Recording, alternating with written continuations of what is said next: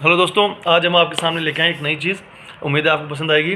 तो आज इसके बारे में ये पंक्तियाँ दोस्तों, वह है फूफा। उस प्राणी को फूफा कहा जाता है अपने देश में। तो पहले उसका परिचय देते हैं दोस्तों। बुआ का जो पति होता है उसे फूफा कहा जाता है।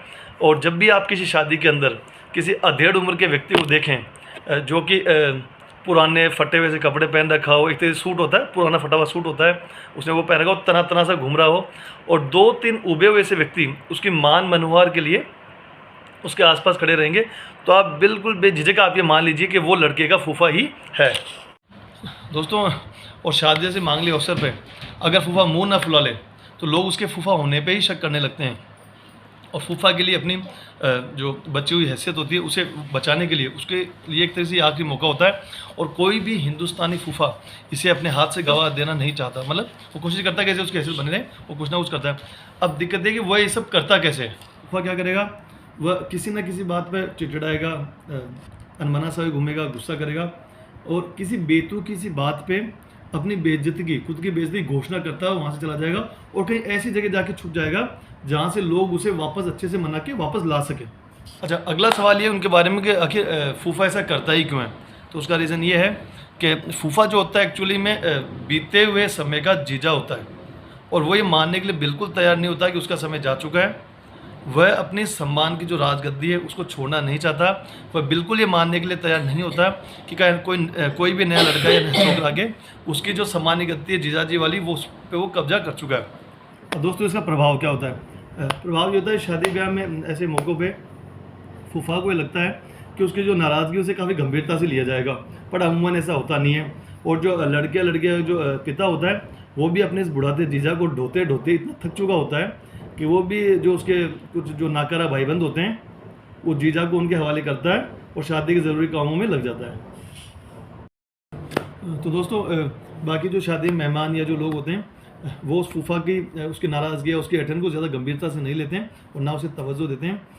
एक तरह से उसकी नाराज़गी को भी वो यही मान के लेते हैं कि भाई शादी ब्याह में एक तरह से एक रिवाज है, अगर ये सब नहीं करेगा तो क्या करेगा।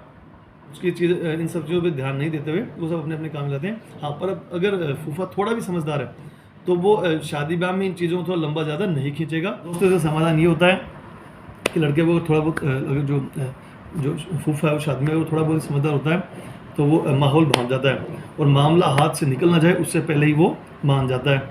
और उसकी जो बीवी है जिसे हम बुआ कहते हैं, उसकी नाराज़गी भी उसे समझा देती है कि बात को ज़्यादा बढ़ाना ठीक नहीं है, और इसीलिए वो अपने जो उसका बहिष्कार होता है उसे समाप्त करके शादी ब्याह की मुख्य धारा में वापस लौट आता है। इतना सब होने के बाद दोस्तों, वो फूफा होता है वो शादी में बिल्कुल हंसता बोलता नहीं है, ऐसे नाराज सही मुँह लेके घूमता रहेगा, तना तना से घूमता रहेगा।